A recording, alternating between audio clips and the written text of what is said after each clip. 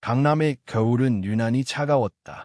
한강 위로 올라오는 안개가 유리 난간을 타고 흐르듯 내려앉았고 차예린의 집 정원에 걸린 조명들은 그 차가운 공기 속에서 유난히 또렷하게 빛나고 있었다. 그녀는 현관 앞에 멈춰 서서 잠시 숨을 골랐다. 오늘은 한 해의 마지막 날. 그리고 매년 그래왔듯 시댁 식구들을 모두 초대해 송년회를 여는 날이었다. 이 집은 강남에서도 손에 꼽히는 언덕 위에 자리 잡은 단독주택이었다. 남편 김태중과 결혼하기 훨씬 전 예린이 스스로 번 돈으로 지은 집이었다. 월두 동안 화장품 회사를 키우며 밤을 새운 대가였고 누구에게도 기대지 않은 결과였다. 그러나 이 집에 발을 들이는 순간부터 사람들은 늘 이 집을 김씨 집안의 체면이라고 불렀다. 그녀의 이름은 언제나 그 다음이었다. 거실 안에서는 이미 웃음소리가 터져 나오고 있었다.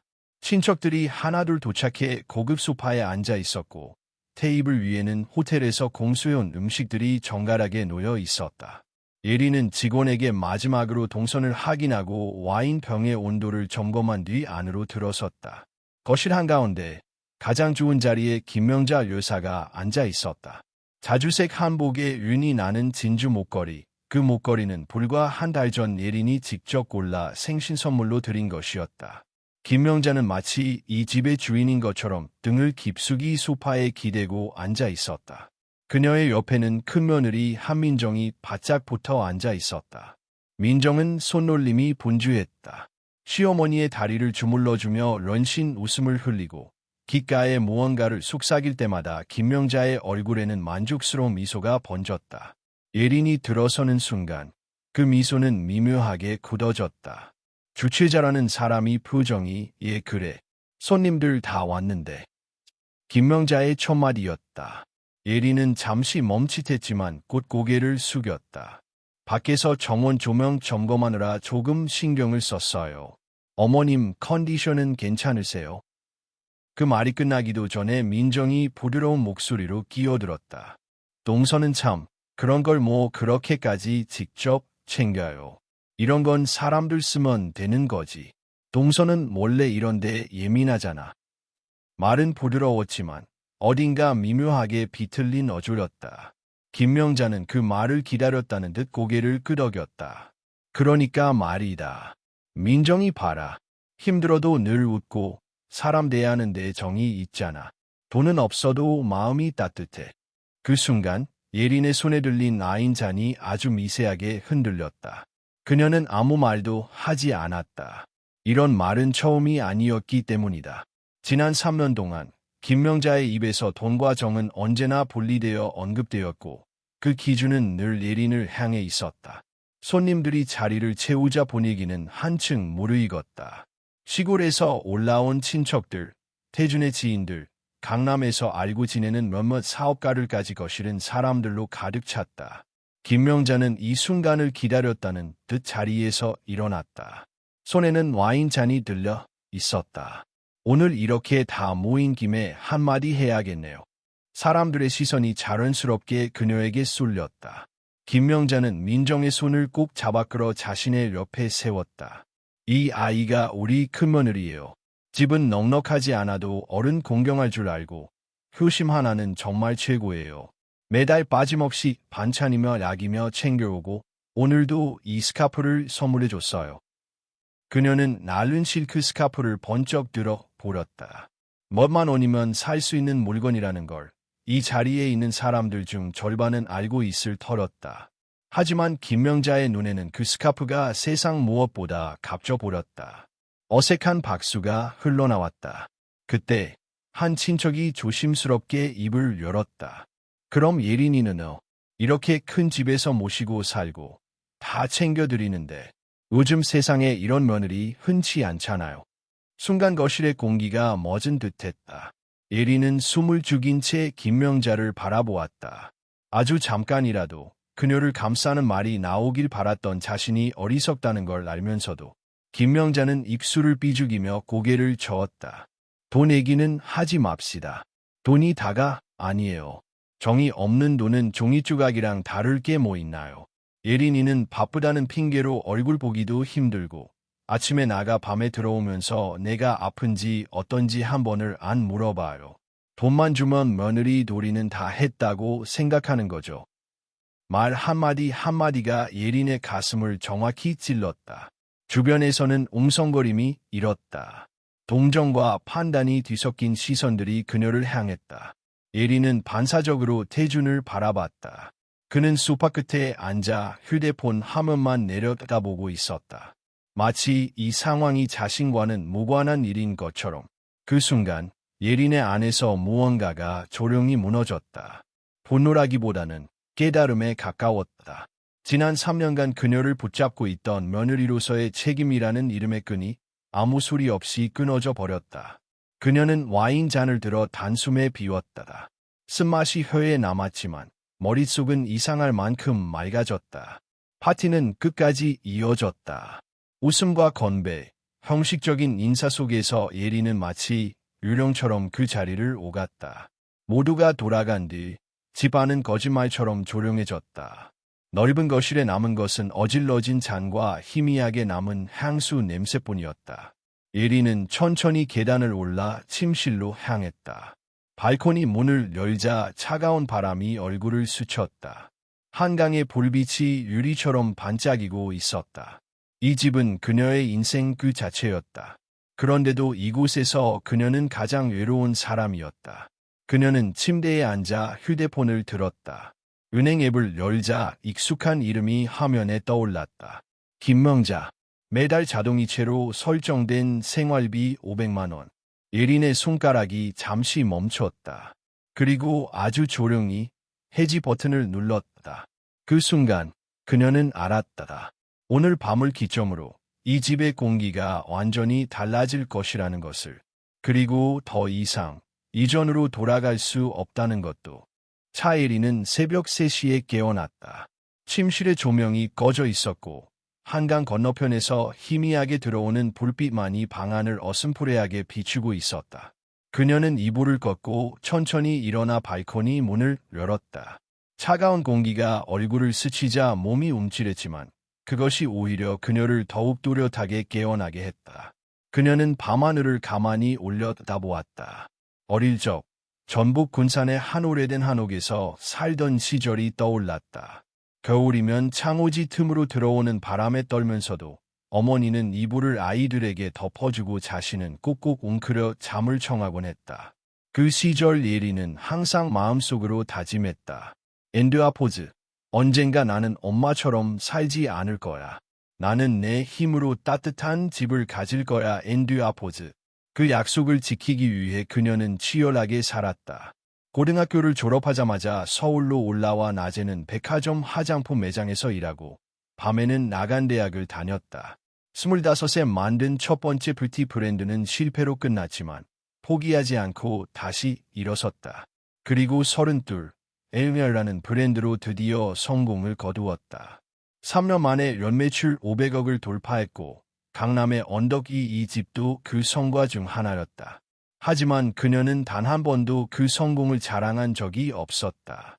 결혼 후 시부모를 위한 공간을 설계했고 장식 하나하나에 어른들의 취향을 반영했다.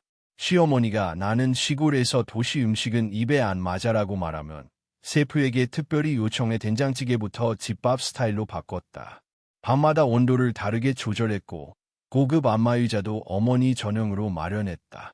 병원 예약, 락국 방문, 생신 파티까지 그녀는 단 하루도 시어머니를 남처럼 대하지 않았다. 그런데도 김명자 여사는 단 한 번도 예린을 며느리로서 인정하지 않았다. 항상 엔드아포즈, 돈 잘 버는 여자 엔드아포즈, 라며 정이 없고 차갑다고 말했다. 그녀가 주는 생활비, 옷, 보약, 여행 경비 모두 당연한 것으로 여겼다. 그 돈을 받아 민정에게 보내고 민정의 자녀 학원비로 쓰면서도 고맙다는 말 한마디 없었다. 그런 어머니가 온 집안 사람들 앞에서 엔드코트, 민정이는 돈이 없어도 마음이 따뜻하다 엔드코트, 고 말한 순간 예린은 모든 것이 무너져 내리는 것을 느꼈다. 그것은 단순한 서운함이 아니라 그녀가 사람으로 인정받지 못했다는 느낌이었다. 사랑이든 헌신이든 모든 것은 정이라는 이름 앞에서 무가치해졌다. 예린은 다시 안으로 들어와 컴퓨터 앞에 앉았다. 그녀는 회계 시스템에 접속해 김명자 이름으로 등록된 모든 자동이체, 기업카드 사용 내역을 검토했다. 식자재 배달, 고급 식당 배달 정기결제, 스파 예약, 백화점 VIP 전용 쇼핑 지원 서비스까지 어머니를 위해 설정해둔 모든 혜택을 차례차례 해지했다. 그리고 마침내 집 관리 시스템에 접속해 메인 출입문, 지하 차고, 엘리베이터 층보안 설정을 변경했다. 그동안 어머니의 지문은 엔드아포즈, 가족 엔드아포즈으로 등록되어 있었지만 그녀는 조용히 그 지문을 삭제하고 엔드아포즈, 방문자 엔드아포즈로 전환했다. 이 모든 작업은 1시간도 걸리지 않았다. 그녀는 손끝이 떨릴 줄 알았지만 이상할 만큼 침착했다. 어쩌면 이 순간을 오래전부터 기다려왔는지도 모른다. 해가 떠오르기 직전 예린은 다시 침대에 누웠다. 하지만 잠이 들지 못했다. 머릿속에서는 민정의 웃는 얼굴과 김명자의 말들이 떠올랐다. 돈은 있어도 정이 없는 며느리. 내가 아무리 번들거리는 집에 살아도 사람 냄새는 없잖니. 그 말들은 마치 누군가의 손으로 심장을 꽂고 누르는 듯한 고통을 주었다. 그녀는 스스로에게 물었다. 정말로 내가 그렇게 정이 없는 사람인가? 나는 왜 이 집에서 늘 주인처럼 살아야 했는가? 오전 8시, 김명자가 부엌에 내려왔다. 고급 잠옷을 입고 얼굴에는 화장도 하지 않은 채였다. 예린은 이미 식탁에 앉아 커피를 마시고 있었다. 오늘은 내 밥이 없니? 정혜는 어디 갔어? 정혜는 전속 가사도우미였다. 예린은 천천히 고개를 들었다. 오늘부터 정희 씨는 안 와로. 계약 해지했어요. 김명자의 이마가 찌푸려졌다. 그게 무슨 말이니? 갑자기 이 집은 제 집이에요? 어머니. 어머니를 모신 것도 이 집에서 편하게 지내시게 한 것도 제 결정이었어요. 그런데 지난밤 어머니 말씀이 제게 많은 걸 깨닫게 해주셨어요. 제가 정이 없는 며느리라면 굳이 정을 들인 채로 이 집에서 모시지 않아도 되겠다는 생각이 들더군요. 너 지금 무슨 말을 하는 거야? 이제 민정이 언니가 어머니를 모실 차례예요. 어머니가 그렇게 인정하신 좋은 며느리잖아요. 따뜻한 집에서 정이 넘치게 사시라고 어머니를 그 집으로 보내드리려 합니다. 김명자의 얼굴이 하얗게 질렸다. 말도 안 돼. 내가 어떻게 그런 말을 해? 내가 뭘 잘못했다고? 예린은 조용히 서랍에서 서류 하나를 꺼내 테이블 위에 놓았다. 그 서류는 부동산 소유 증명서였다. 소유자, 차예린. 그 아래 결혼일 이전 날짜가 또렷하게 찍혀 있었다. 이 집은 제 자산입니다. 어머니가 이 집에 계신 건 저의 선택이었을 뿐 의무가 아니에요. 그녀는 또 다른 종이를 꺼냈다. 이삿짐 센터 계약서였다. 오후 2시, 김명자 여사의 짐이 민정의 집으로 이송될 예정이다. 예린은 마지막으로 말없이 자리에서 일어났다. 그녀는 더 이상 눈을 마주치지 않았다. 거실을 지나 계단을 올라가면서 김명자의 고함 소리가 등 뒤에서 메아리 쳤다. 너 같은 게 며느리랍시고 보려나 천벌받을 년. 하지만 예린은 돌아보지 않았다. 계단 위로 올라서는 발걸음은 무거웠지만 처음으로 숨이 트이는 듯했다. 이 집의 공기마저 조금은 따뜻해진 것 같았다. 이삿짐 센터의 트럭이 집 앞에 도착한 것은 오후 2시 정각이었다. 차예린은 창가에 서서 그 광경을 내려다보고 있었다. 정원 입구에 멈춘 흰색 트럭에서 직원들이 내리고 체크리스트를 들고 현관 쪽으로 걸어오는 모습이 유난히 또렷하게 보였다. 그녀는 손목시계를 힐끗 보았다. 약속한 시간에서 단 한치도 어긋나지 않았다. 거실에서는 김명자의 울음 섞인 고함이 계속되고 있었다. 내가 어떻게 이럴 수가 있어? 내가 너를 어떻게 키웠는데? 그 말이 얼마나 어불성설인지 예린은 굳이 짚어내지 않았다. 대신 천천히 계단을 내려가 거실 한가운데에 섰다. 이삿짐 센터 직원들이 어색한 표정으로 서 있었다. 1층 침실부터 포장해 주세요. 개인 물품 전부. 깨지기 쉬운 게 많으니까 주의해 주세요. 예린의 목소리는 차분했다. 감정이 실리지 않은 업무 지시 같은 말투였다. 김명자는 그제야 상황이 되돌릴 수 없는 지점에 왔다는 걸 깨달은 듯했다. 그녀는 급히 예린의 앞을 막아섰다. 너, 태준이 오면 어떻게 할 건데? 내 아들 알지? 절대 가만 안 있을 거라. 그 말에 예린은 잠시 멈췄다가 고개를 끄덕였다. 그래서 이미 말씀드렸어요. 곧 오실 거예요. 마치 그 말을 기다렸다는 듯 현관문이 열렸다.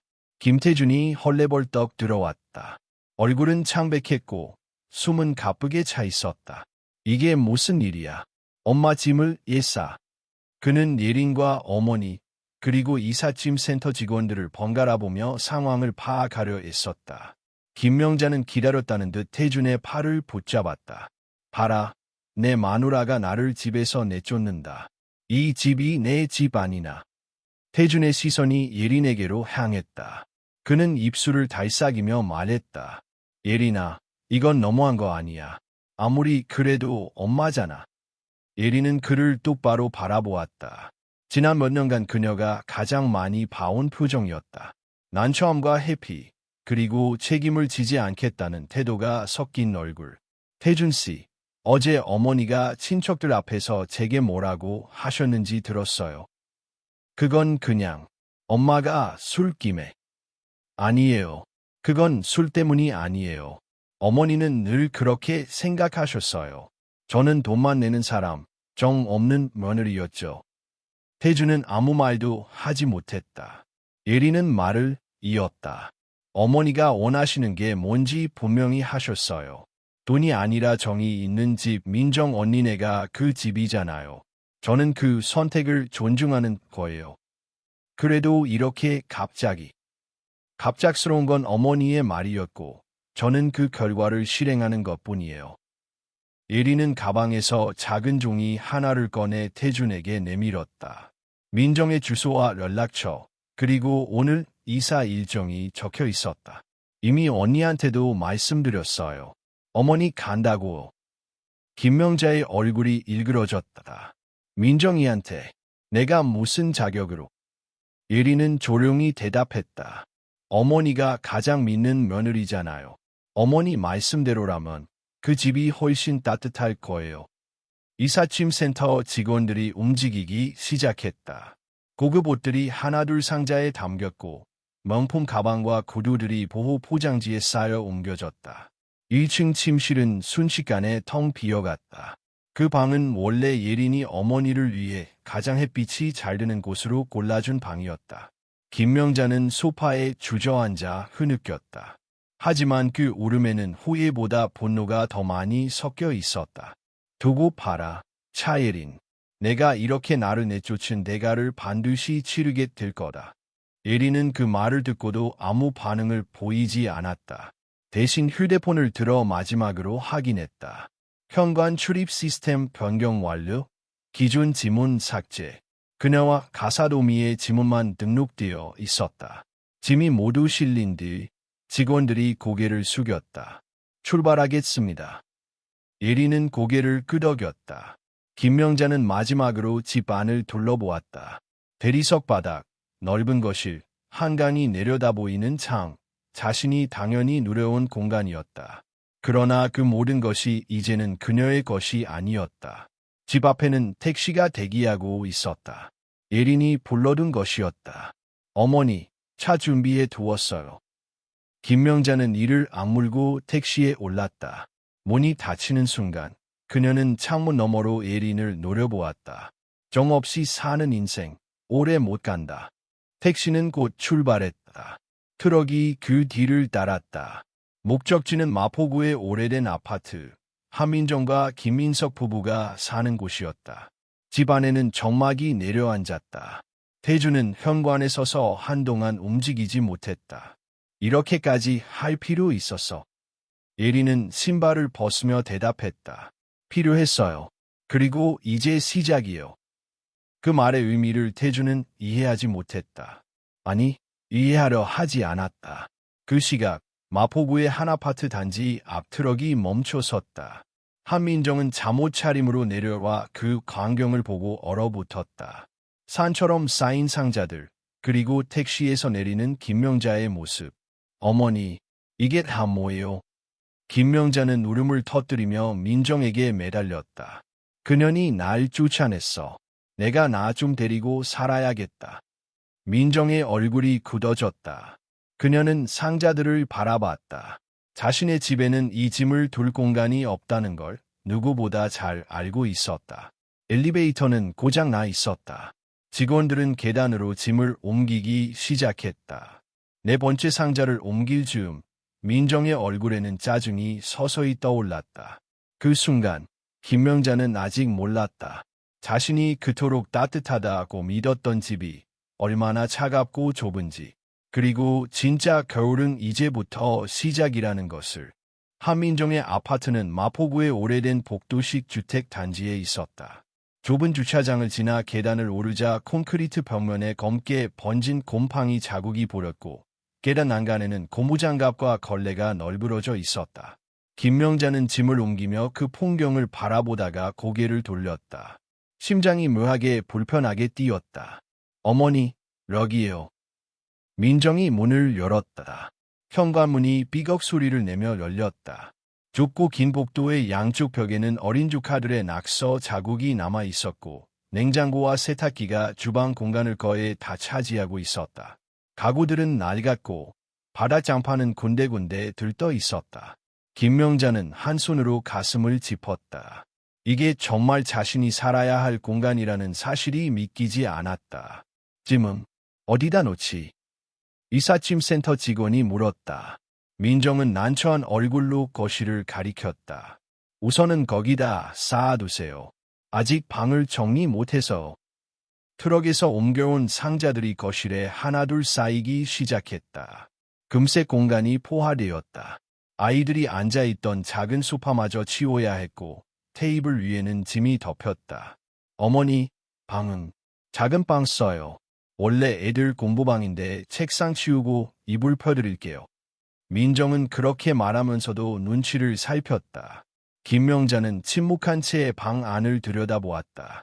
천장이 낮고 창이 작아 환기가 잘 되지 않는 방이었다. 벽지는 오래되어 누렇게 변색되어 있었고 장판에는 크레파스 자국이 굳어 있었다. 방 안에서는 어린아이의 냄새가 났다. 익숙지 않은 생활의 냄새였다. 그날 밤 김명자는 낡은 이불 하나를 덮고 작은 방 구석에 누웠다. 천장에는 형광등이 반쯤 깜빡이고 있었다. 벽 너머에서는 아이들이 뛰어노는 소리가 들려왔다. 좁은 공간에서 움직일 때마다 삐걱거리는 소리, 민정의 짜증 섞인 말투, 텔레비전에서 흘러나오는 예능 소리들이 뒤엉켜 귀를 괴롭혔다. 어머니, 내일부터 반찬은 간단하게 해드릴게요. 저도 출근하느라 바쁘니까 냉장고에 있는 걸로 알아서 챙겨 드세요. 저녁을 마친 뒤 민정이 던진 말이었다. 김명자는 아무 말도 하지 못했다. 입안 가득 쓴맛이 퍼졌다. 그날 저녁 식탁에는 김치찌개와 계란말이, 그리고 멸치볶음이 있었다. 간은 너무 세거나 너무 약했고 고기는 없었다. 그녀는 속으로 예린이 차려주던 식탁을 떠올렸다. 매 끼니마다 달라지던 국 종류, 무농약 채소로 만든 반찬, 제철 생선과 과일. 셰프의 손에서 정갈하게 담겨 나왔고 식사 후에는 따뜻한 차와 후식이 곁들여졌다. 그때는 당연하다고 여겼다. 돈만 있으면 누구나 누릴 수 있는 거라고 생각했다. 하지만 지금 그 돈이라는 것이 어떤 노력을 통해 만들어졌는지 그녀는 처음으로 실감하고 있었다.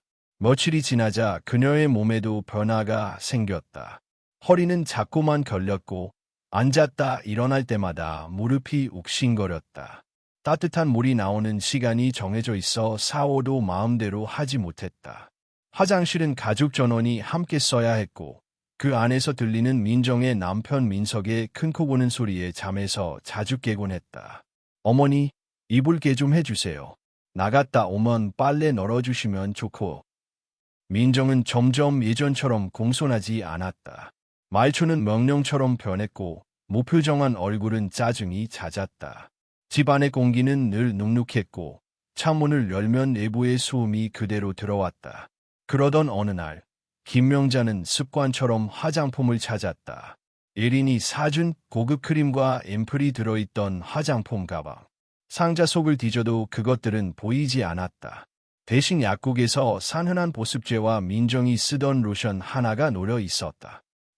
어머니, 그거 제가 다 정리했어요. 그런 거 여기선 쓸 데도 없고 너무 비싸서 낭비잖아요. 김명자는 말문이 막혔다. 낭비라니. 그녀에게는 삶의 품이었던 물건들이 이 집에서는 사치였다. 순간 가슴 한켠이 싸하게 얼어붙었다. 그날 밤 그녀는 조용히 휴대폰을 켰다. 예린의 번호를 찾았다.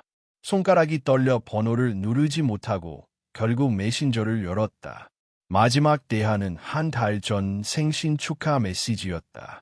단답형 답장이 전부였다. 한참을 고민하다 그녀는 휴대폰을 다시 내려놓았다. 자존심 때문만은 아니었다. 그보다도 자신이 했던 말들이 머릿속에 떠올랐다. 정이 없다. 너 같은 건 며느리도 아니다. 돈만 있다고 다나. 그 말들이 지금 돌아와 가슴을 찔렀다. 사람은 정으로 사는 거라 믿었지만 그 정이 배고플 때는 아무 소용도 없다는 걸 처음으로 알게 되었다. 그리고 예린의 무정함보다도 자신의 오만함이 더 차갑게 느껴졌다. 그날 이후로 김명자는 말을 줄였다. 민정도 바빴고 집안은 점점 더 어수선해졌다. 짐은 아직도 거실 한복판에 그대로였고 아이들은 그 위를 뛰어넘으며 놀았다. 작은 방의 창문에서는 겨울 바람이 새어 들어왔다. 한밤중 그녀는 잠에서 깨어 물을 마시려 부엌으로 나갔다. 지나가던 민정과 마주쳤다. 어머니, 아직 안 주무셨어요. 물 좀 마시려고. 그래요. 조심히 다니세요. 발 부딪히면 저희 병원비도 부담돼요. 그 말에 김명자는 멍하니 서 있었다. 누군가에게 짐이 된다는 말은 처음이었다. 그리고 그것은 너무도 정확한 현실이었다. 그녀는 돌아서 작은 방으로 들어갔다. 불을 끄고 이불을 덮으며 조용히 중얼거렸다. 그 집이 차가웠던 게 아니었어. 나였지. 일요일 아침, 차예리는 침대 머리맡에 놓인 휴대폰 진동에 눈을 떴다. 화면에는 수진 이모라는 이름과 함께 메시지가 연속적으로 도착해 있었다. 예린아, 이게 무슨 일이니? 민정이 인스타그램 봤니? 사람들이 난리야. 멍자 여사님 정말 민정인에서 사는 거 맞아? 예린은 눈을 비비며 인스타그램을 열었다. 그곳에는 한민정이 전날 밤 올린 게시물이 있었다. 흐릿한 조명 아래 검소하게 차려진 밥상, 김치 한 접시, 된장국 한 그릇, 조기 한 마리. 그 옆에는 김명자가 앉아 허리를 굽히고 밥을 먹고 있는 모습이 보였다. 캡션은 이랬다. 비록 작고 부족한 집이지만 어머니께 따뜻한 정을 드릴 수 있어 감사한 밤입니다. 가족이란 결국 마음이죠. 삽사인 가족, 삽사인 효도, 삽사인 정의 온기, 삽사인 작지만 행복한 집. 좋아요는 이미 10,000개를 넘었고 댓글에는 칭찬이 쏟아졌다. 진짜 효보네요. 돈 많은 집에서 쫓겨나셨다던데. 어머님 안쓰러워요. 정 없는 며느리보다 이런 사람이 훨씬 낫다. 돈이면 다나. 마음이 중요한 거지. 예린은 잠시 말을 잃었다. 사진 속 어머니의 초췌한 얼굴, 조명 아래 비친 그림자, 그리고 무엇보다 의도적으로 연출된 듯한 구도가 낯설고 예뭉스러웠다. 그녀는 다시 민정의 계정을 살폈다. 다른 사진들도 올라와 있었다. 김명자가 작은 방에서 이불을 개는 모습, 아이들과 함께 웃으며 찍은 셀카, 시장에서 김을 고르는 뒷모습. 그 모두가 누군가의 러민을 자극하기 위한 장면처럼 보였다. 예린은 폰을 내려놓고 거실로 나갔다. 창문 너머 한강이 조용히 흐르고 있었지만 머릿속에서는 이미 소용돌이가 시작되었다. 곧이어 문자 메시지들이 쏟아지기 시작했다. 고모, 삼촌, 사촌 동생, 심지어 오래전 연락 끊긴 대학 동기까지. 진짜야. 어머님 내쫓았다는 거? 요즘 그런 기사 돌던데. 반박 좀 해봐. 예린아, 아무리 그래도 어르신을 그렇게 하면 안 되지 않니? 그날 오후 인터넷 뉴스란에는 한 줄 기사가 떴다. 강남 여성 CEO, 시어머니를 집에서 내쫓다. 한 뷰티 기업의 대표이자 강남구의 고급 주택 소유주인 차 모 씨가 시어머니를 집에서 내보냈다는 소문이 퍼지고 있다. 해당 시어머니는 현재 며느리의 언니 집에서 생활 중이며 관계자는 정 없는 대우를 받았다고 전했다. 이름은 직접 언급되지 않았지만 문맥과 배경만 봐도 누구를 말하는지 명확했다. 익명의 제보자라는 표현이 붙었지만 예리는 단박에 알 수 있었다. 제보자는 민정이었다. 예리는 조용히 노트북을 열었다. 메일함을 확인했고 법무팀에 보냈던 자료정리 요청 답장이 도착해 있었다. 지난 3년간의 지출 내역, 어머니 명의로 나간 카드 사용 기록, 계좌 이체 내역이 모두 정리된 엑셀 파일이었다. 그녀는 손끝으로 트랙패드를 스치며 스크롤을 내렸다. 김명자 명의 고급 호텔 숙박 6건, 명품 쇼핑, 총 870만 원, 병원 VIP 관리 비용, 월 200만 원 정기 납부, 매월 생활비 500만 원 이체, 총 1억 8천만 원, 김민정 자녀 학원비 대납, 6개월간 720만 원. 그녀는 깊게 숨을 들이쉬었다. 그리고 다시 차분하게 파일을 폴더에 저장했다. 지금 대응하면 내가 억울한 며느리가 되겠지. 하지만 지금 말하면 그들에게 억울한 며느리로밖에 남지 못할 거야. 난 그 이상이야. 난 이 집의 주인이고 내가 살아온 방식은 그렇게 감정적인 게 아니었어. 예리는 노트북을 닫고 핸드폰을 들어 통화 버튼을 눌렀다. 원결음 끝에 들려온 목소리는 단정하고 낮았다. 조 변호사님, 계획대로 진행해 주세요. 민정 씨가 한 걸 증거로 수집해 주세요. 캡처본 전부요. 그 외에도 어머니와의 통화 녹음 파일은 정리되었죠. 필요하다면 공개할 겁니다. 전 이제 제 방식대로 대답하려고. 그녀는 창밖을 바라보았다. 강물은 흐르고 있었고 그 위로 겨울 해가 기울고 있었다. 이 강은 수많은 말을 삼켜왔지만 정작 진실을 끝까지 지켜본 건 말이 아니라 행동이었다. 며칠 뒤 예리는 어떤 대화도 어떤 기사도 반박하지 않았다. 그녀는 조용히 침묵했다. 여론은 일방적으로 그녀를 향해 비난을 퍼부었다. 방송에 나온 한 패널은 말했다.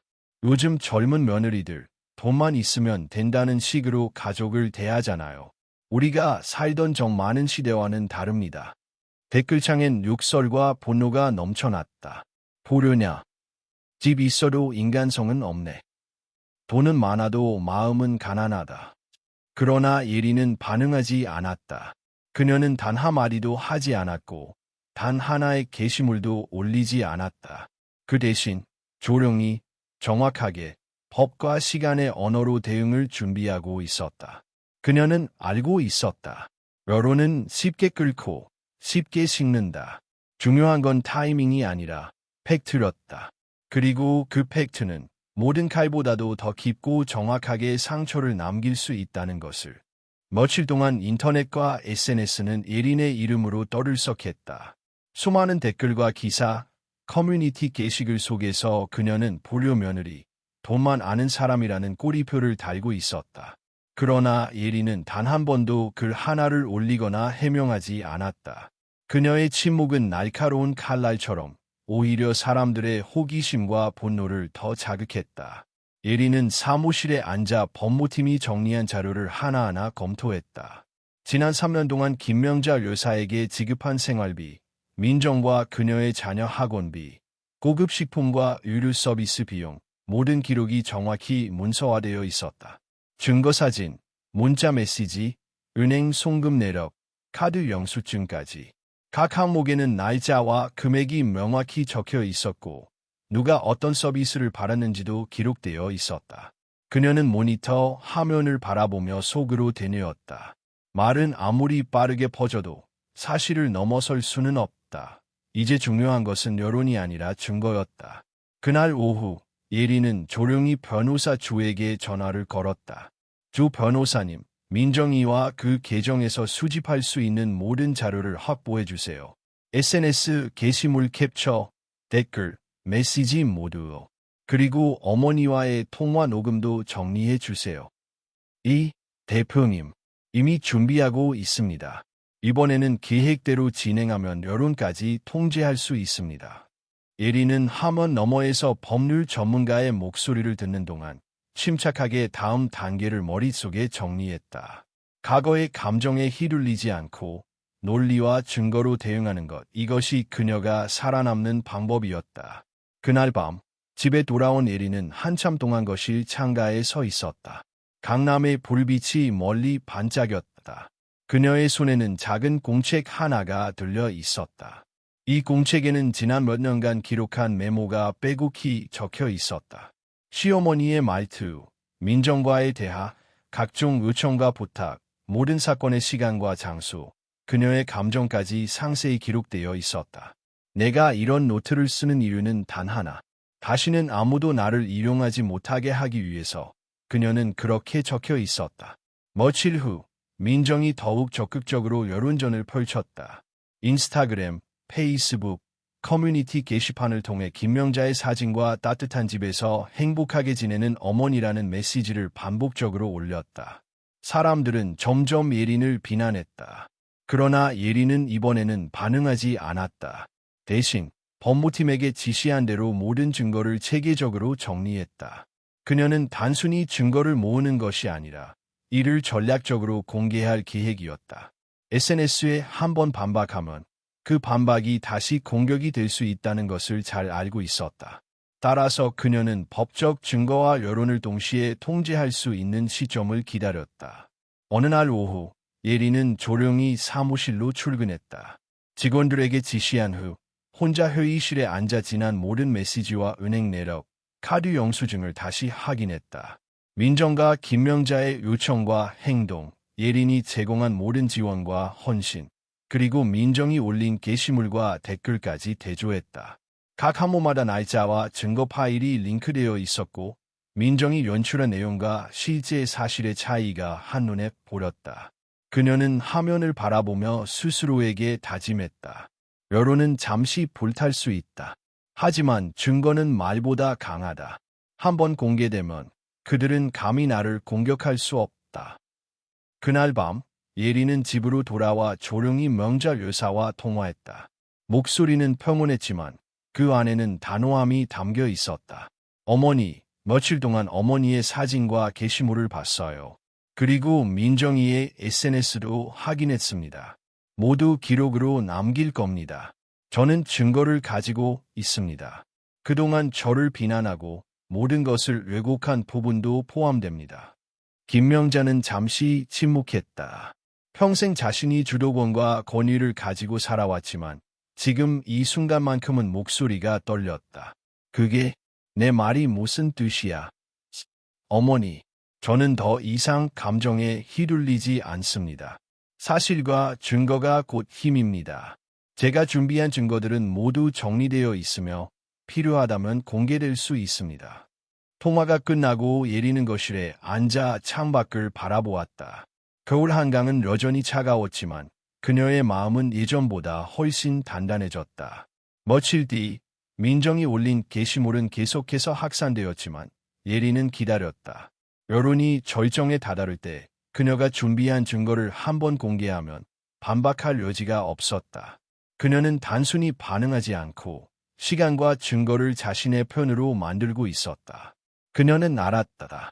단순한 공격과 감정적 반박으로는 상황을 바꿀 수 없다는 것을. 준비와 논리, 증거만이 그녀를 지켜줄 힘이라는 것을. 그날 밤 예린은 잠자리에 누워 공책을 펼쳤다. 지난 3년간의 모든 기록, 민정과 김명자의 말과 행동, 자신이 제공한 지원과 증거를 정리해 두었다. 이제 그녀는 기다릴 수 있었다. 언젠가 모든 진실이 밝혀지는 날, 그녀는 조용히 승리를 거둘 것이다. 김명자 여사가 마포의 작은 아파트에서 생활한 지 일주일이 지났다. 좁은 공간에서 지내며 불편함을 체감한 그녀는 예린을 향한 분노를 참지 못했다. 그러나 혼자 집안일을 처리하며 매일 반복되는 불편과 초라함 속에서 자신이 지금까지 누려온 권위가 얼마나 허무했는지도 깨닫게 되었다. 그날 오후, 김명자는 민정과 함께 법무사무실을 찾았다. 그녀는 사무실 입구에서 한숨을 내쉬며 민정에게 말했다. 민정아, 우리가 여기서 지지 않으면 안 돼. 내 집을 내쫓다니. 그게 말이 돼. 민정은 눈치를 살피며 대답했다. 엄마, 저도 모르는 사이에 일이 이렇게 커졌어요. 하지만 어머니 마음은 이해합니다. 변호사님, 우리 방법이 있나요? 변호사 조 씨는 차분하게 서류를 펼쳤다. 김명자 여사님, 현재 소유권은 차예린 씨에게 있습니다. 집과 재산은 결혼 전 예린 씨의 자산으로 등록되어 있고 법적으로 어머니의 권리는 제한적입니다. 단, 시부모 권리와 관련한 거주 요청 소송은 가능합니다.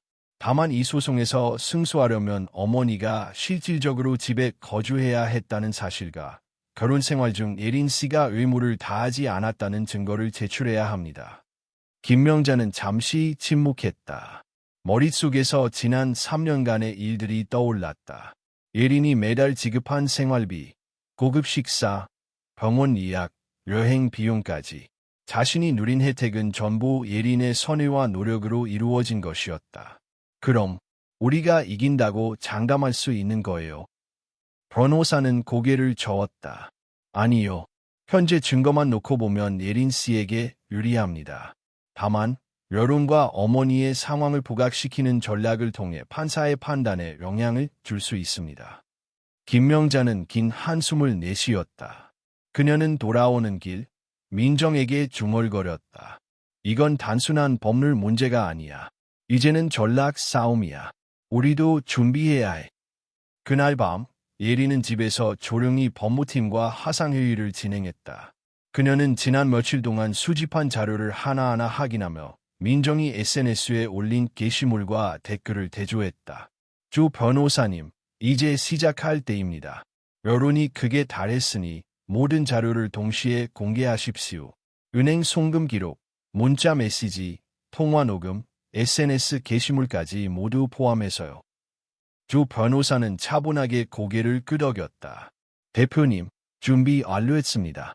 모든 자료가 법적 절차에 맞게 정리되어 있고 공개 시점도 조정했습니다. 이제 남은 것은 실행뿐입니다. 예린은 잠시 화면을 바라보며 숨을 고른 뒤 노트북을 닫았다. 그녀는 조용히 거실 창가로 나와 강물이 반짝이는 불빛을 바라보았다.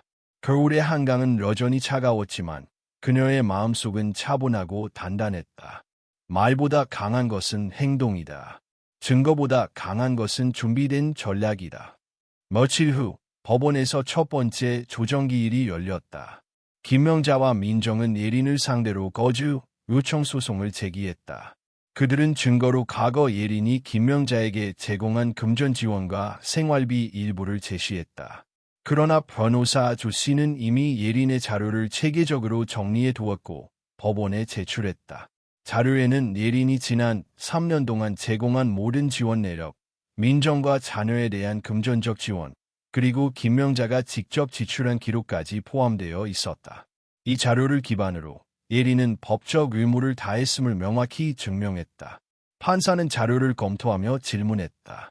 김명자 씨, 민정 씨와 함께 제출하신 자료만으로는 거주를 요구할 충분한 근거가 부족합니다.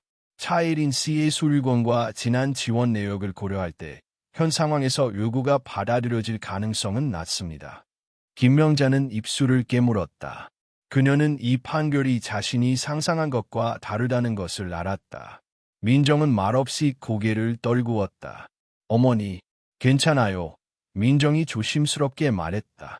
괜찮을 리 없지. 김명자는 잠시 침묵하다 입술을 꽉 깨물며 고개를 저었다. 법정 밖으로 나오자 기자들이 몰려들었다. 카메라 플래시가 터지고 마이크가 다가왔다. 민정은 급히 김명자를 막았다. 엄마, 잠깐만. 오늘은 조용히 나가요.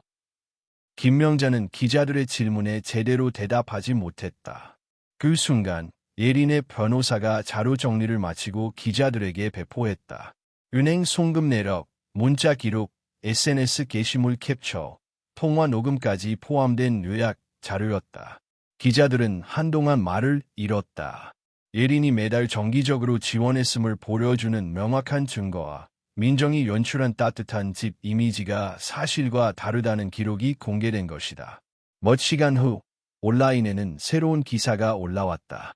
강남 프티CU 법정에서 시어머니 거주 요청 무력화.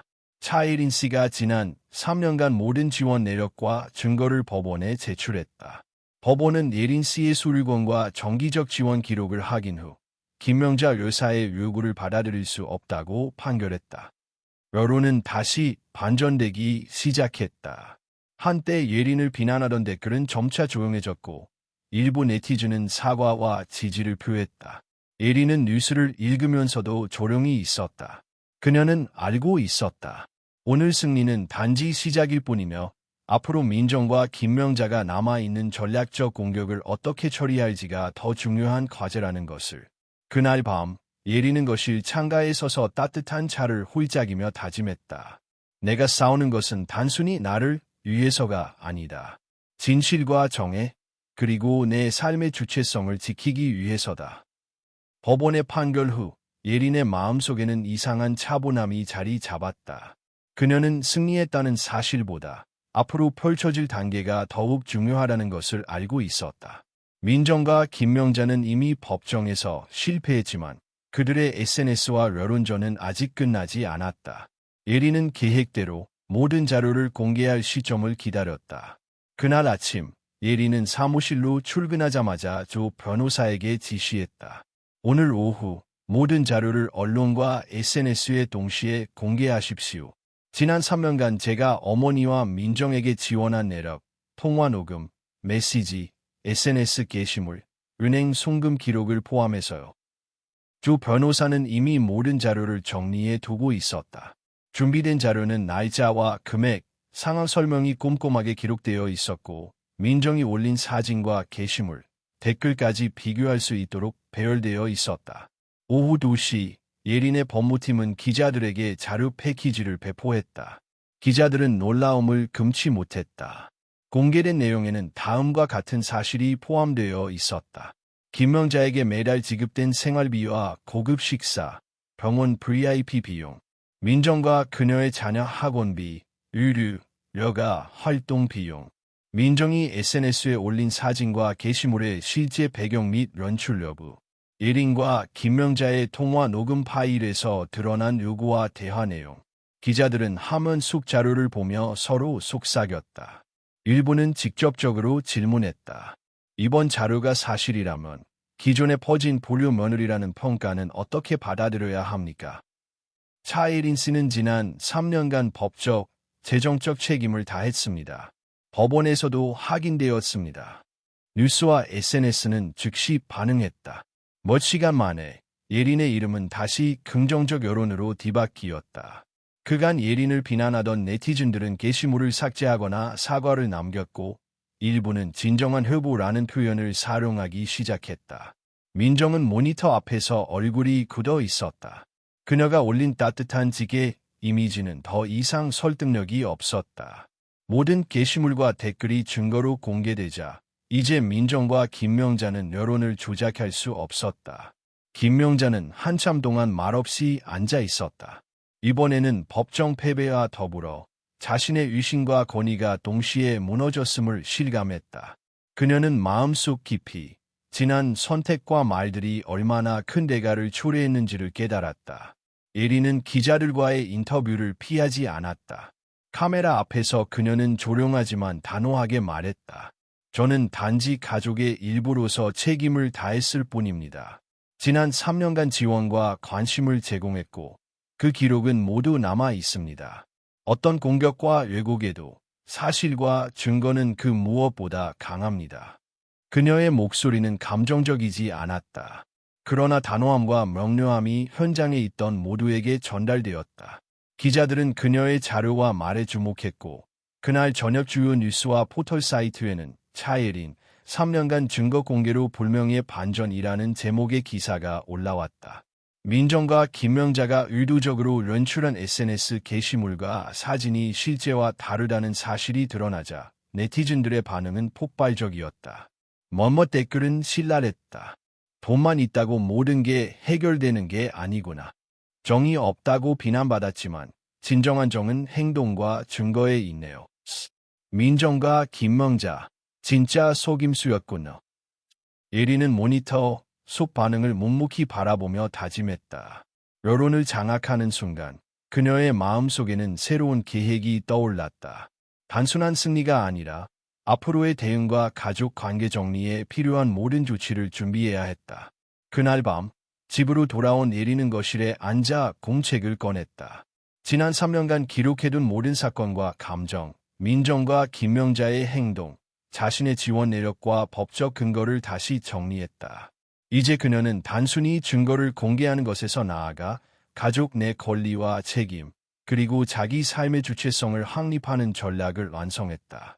그 순간 휴대폰이 진동했다. 화면에는 김명자라고 표시되어 있었다. 잠시 망설였지만 예린은 전화를 받았다.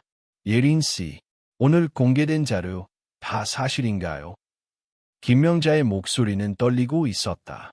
평생 권위와 통제력을 가지고 살아온 그녀가 지금 처음으로 떨리는 목소리를 냈다. 네, 모두 사실입니다. 예린은 차분히 대답했다. 이럴 줄은 몰랐습니다. 제가 잘못했어요. 용서해 주실 수 있나요? 예린은 잠시 침묵했다. 마음속에서는 다량한 감정이 교차했다. 그러나 오래전부터 마음속에 세운 원칙이 떠올랐다. 정당한 방식으로 행동하고 감정에 휘둘리지 않는 것. 용서 여부는 제가 결정할 일이 아닙니다. 하지만 이제부터는 제 방식대로 모든 것을 정리할 것입니다. 통화가 끝나고 예리는 거실 창가로 나와 한강을 바라보았다. 겨울 해가 점점 기울고 있었지만 마음속 차분함은 강물처럼 잔잔히 흘렀다. 말로만 퍼지던 공격은 이제 사라졌고 진실은 명확하게 드러났다. 그녀는 알고 있었다. 이제 남은 것은 법적 증거뿐 아니라 앞으로 남은 가족 관계와 자신의 삶을 어떻게 주체적으로 정리할 것인지였다. 그 첫걸음은 오늘 이루어졌다. 차예리는 이튿날 아침에도 거실 창가에 서서 한강을 바라보았다. 겨울 햇살이 강 위로 반짝이고 있었지만 마음속 깊은 곳에는 여전히 차가운 공기가 남아 있었다. 법정에서의 승리, SNS와 언론을 통해 공개한 증거, 여론의 반전. 겉으로 보이는 성취는 완벽했지만 마음 한켠에는 공허함이 자리 잡고 있었다. 그녀는 깊게 숨을 들이마셨다. 지난 며칠 동안의 일은 마치 폭풍과도 같았다. 법적 절차, 여론전, SNS 공방, 기자들의 질문에 대응하며 쏟아지는 관심. 모든 것이 끝난 지금 마음속에서 예상치 못한 허탈감이 밀려왔다. 자신이 지금까지 살아온 삶, 그리고 그 모든 희생과 노력이 단순히 증거와 승리를 위한 것이었나 하는 생각이 스쳤다. 그날 오후 예리는 사무실로 향했다. 그녀는 평소와 다르게 책상 앞에 앉아 아무것도 손에 잡히지 않는 상태로 모니터만 바라보았다. 주 변호사가 다가와 조심스럽게 말했다.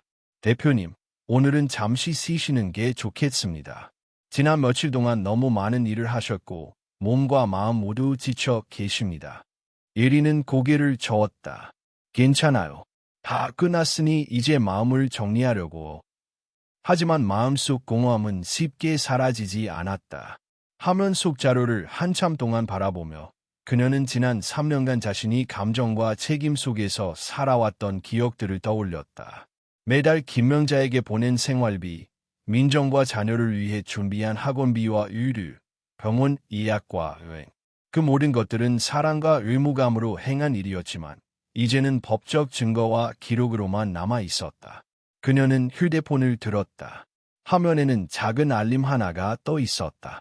이름은 이하은. 차예린 선생님, 덕분에 대학에 합격했습니다.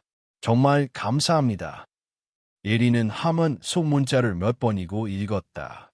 이 메시지 한 줄이 그녀의 마음속 깊은 곳을 건드렸다. 눈가가 뜨거워졌다. 자신이 누군가에게 진정한 도움을 주었다는 사실이 승리와 증거만으로는 느낄 수 없었던 감정을 되살렸다. 그날 저녁, 집으로 돌아온 예리는 거실 창가에 서서 한강 위로 떨어지는 해를 바라보았다. 창밖으로 비치는 노을은 차가운 강물 위에서도 금빛으로 번쩍였다. 그녀는 공책을 꺼내 지난 몇 년간의 메모를 펼쳤다. 감정과 사건, 선택과 결과가 빼곡히 적혀 있었다. 페이지를 넘기면서 그녀는 생각했다. 진짜 의미 있는 것은 돈이나 기록이 아니라 내가 누군가에게 남긴 영향이야. 그 순간 그녀는 문득 결심했다.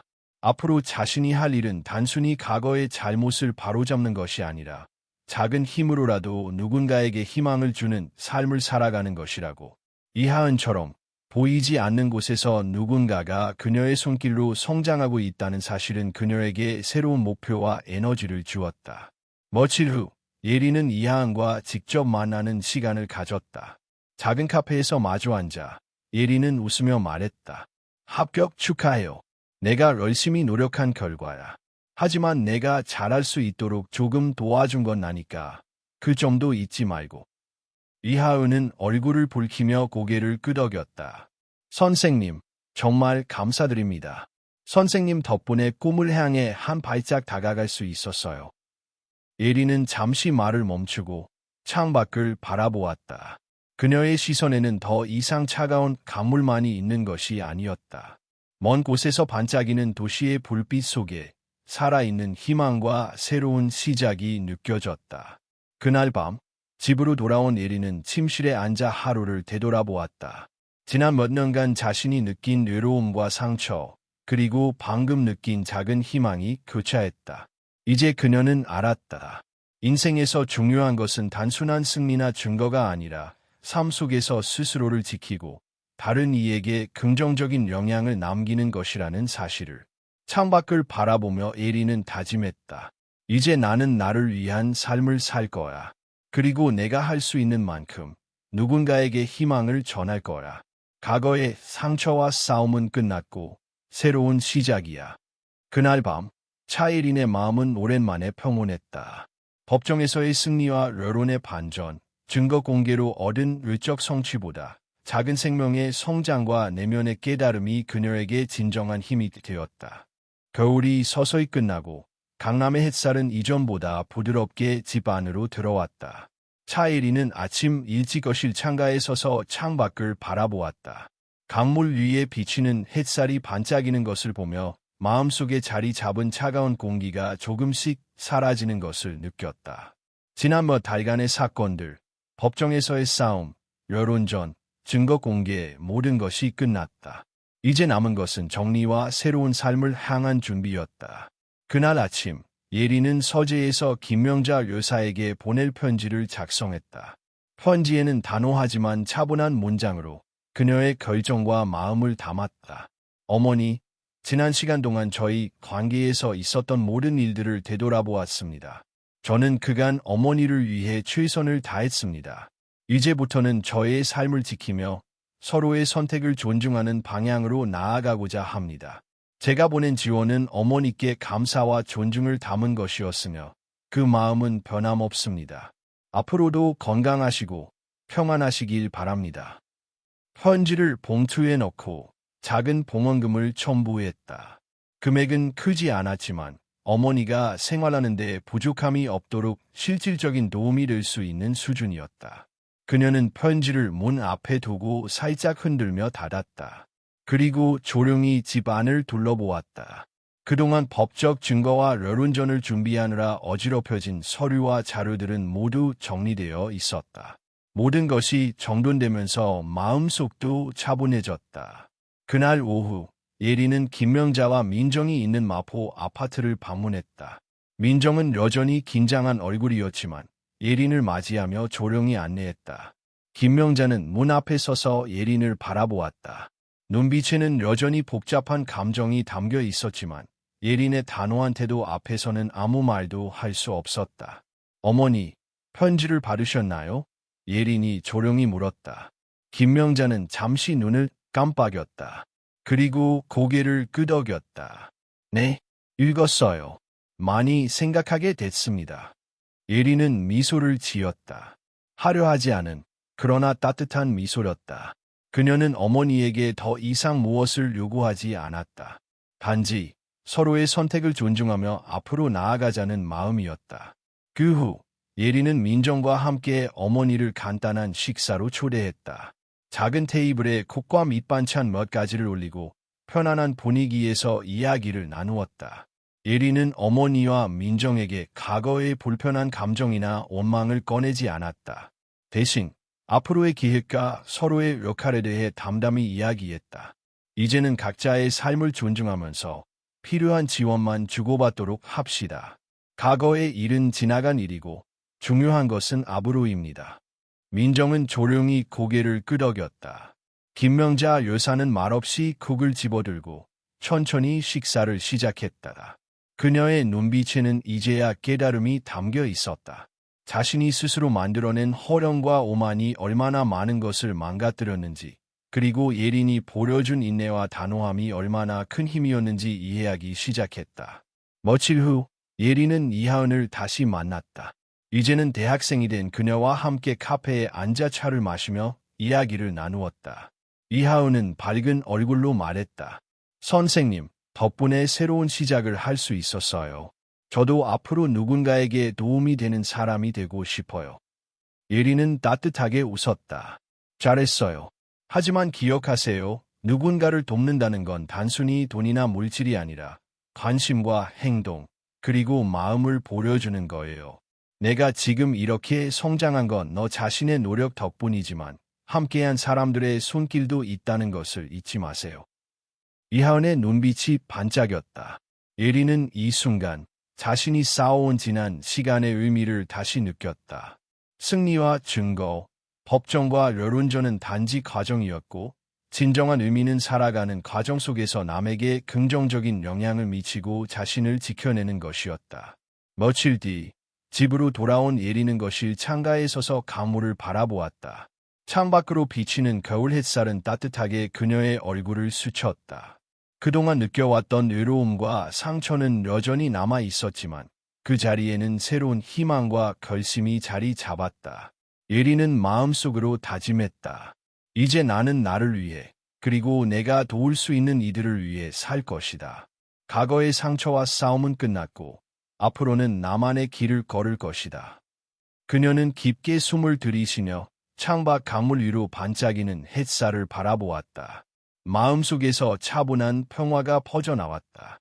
그리고 그 순간 차이리는 진정으로 새로운 시작을 맞이했다는 것을 느꼈다.